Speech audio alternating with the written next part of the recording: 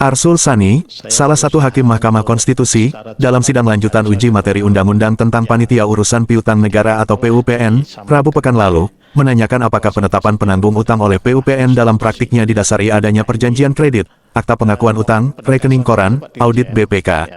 Arsul Sani menegaskan untuk menarik seseorang sebagai penanggung utang, basisnya harus jelas dan kuat. Di dalam PMK tersebut disebutkan bahwa dasar bagi PUPN untuk kemudian mengenakan piutang negara itu, dasar dokumentasinya adalah perjanjian kredit, APH, kemudian ada rekening koran, mutasi tunggakan, kemudian rekomendasi BPK, dokumen dan lain-lain. Artinya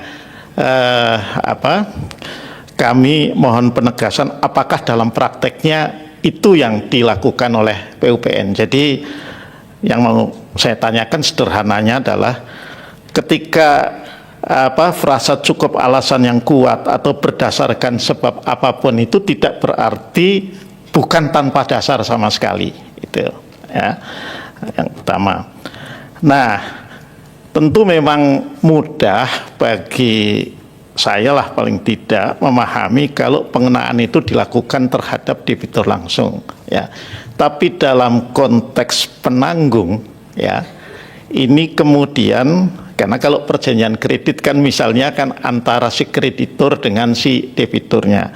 Tapi dalam konteks kemudian kewajiban yang harus diselesaikan oleh penanggung, ini apakah juga dikaitkan atau didasarkan pada dokumen tertentu lain. Memang di dalam PMK itu kan ada dokumen lain-lain, itu ya. Saya teringat dulu kalau waktu zaman restrukturisasi atau penyelesaian kewajiban BLPI zaman BPPN dulu, ya.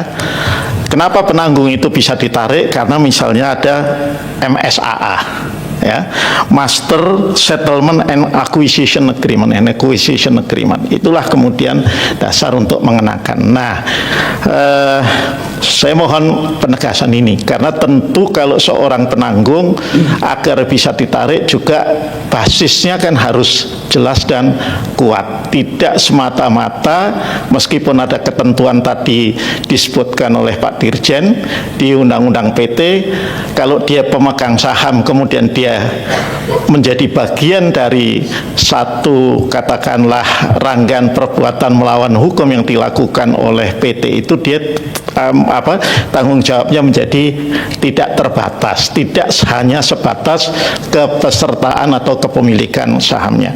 Nah, saya mohon penegasan itu Pak Dirjen, ya, karena kalau saya baca di keterangan Presiden memang ada, tetapi kami masih harus menafsirkan kemudian apakah maknanya seperti itu gitu loh. Seperti pasal itu tadi 4 ayat 3 kemudian pasal 8 itu memahaminya harus dikaitkan dengan PMK 163 dan 150 ya, 163 2020 dan 150 2022. Terima kasih. Menanggapi pernyataan dan pertanyaan yang dilontarkan satu dari 4 hakim Mahkamah Konstitusi itu, Andri Teja Dharma secara lugas mengatakan, sejak awal dituduh sebagai penerima dana BLBI 1998 silam, pihaknya juga sudah menanyakan hal yang sama.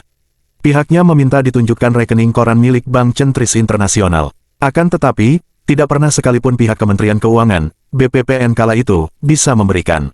Bahkan, sampai sekarang, tidak hanya ke pihak Kementerian Keuangan, Andri Teja Dharma juga beberapa kali meminta rekening koran milik Bank Centris Internasional ke pihak yang mempunyai otoritas untuk itu, yakni Bank Indonesia. Namun, tidak sekalipun dijawab dan diberikan. Andri pun menegaskan dirinya bukan obligor BLBI. Apalagi penanggung utang. Dia menilai jajaran DJKN, PUPN dan KPKNL tidak mengetahui persis apa yang terjadi. Berikut alasannya. Karena di otak mereka udah di framing obligor BLBI. Loh, saya bukan obligor, saya ke BLBI. Saya nggak terima BLBI loh. Saya bikin perjanjian jual beli promes nasabah dengan jaminan. Jual beli promes harus jual beli.